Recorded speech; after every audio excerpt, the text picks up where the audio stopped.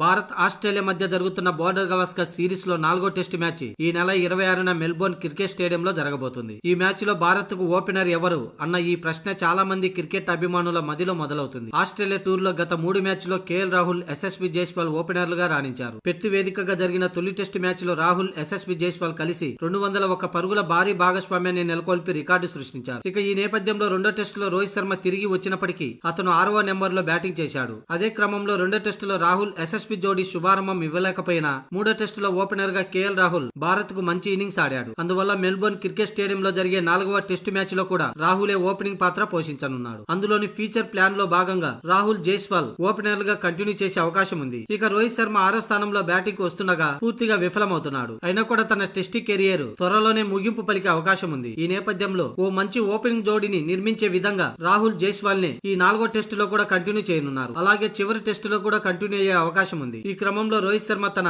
స్థానాన్ని మళ్లీ త్యాగం చేయనున్నాడు. కాగా భారత్ ఆస్ట్రేలియా జట్ల మధ్య జరుగుతున్న టెస్టు సిరీస్ 1-1తో సమమైంది. ఇప్పుడు మెల్బోర్న్ లో ఎవరు గెలిస్తే వారు సిరీస్ లో ముందంజ వేస్తారు. ఈ పరిస్థితుల్లో రెండు జట్లు తమ అత్యుత్తమ ప్లేయింగ్ 11 తో మైదానంలోకి రావాలని కోరుకుంటున్నాయి. అయితే 4వ మ్యాచ్ ప్లేయింగ్ 11 లో టీమిండియాలో ఎలాంటి మార్పులు జరగకపోవచ్చు. బౌలింగ్ దళం విషయానికి వస్తే బుమ్రా జట్టును ముందుకు నడిపిస్తుండగా ఆకాశ్ దీప్, సిరాజ్, నితీష్, జడేజా కీలకంగా వ్యవహరించనున్నారు. అయితే బ్యాటింగ్ విషయంలో పుంజుకోవాల్సి ఉంది. తొలి టెస్టు మ్యాచ్ ను పక్కన పెడితే ఆ తర్వాత భారత బ్యాట్స్మెన్ పూర్తిగా 2 మ్యాచ్ల్లో ఇబ్బంది పడుతున్నట్లు కనిపించింది. కాబట్టి తదుపరి టెస్టు మ్యాచ్ లో అనగా 4వ టెస్టు మ్యాచ్ లో పరుగులు చేయాల్సిన బాధ్యత భారత బ్యాట్స్మెన్లపై తప్పక ఉంది.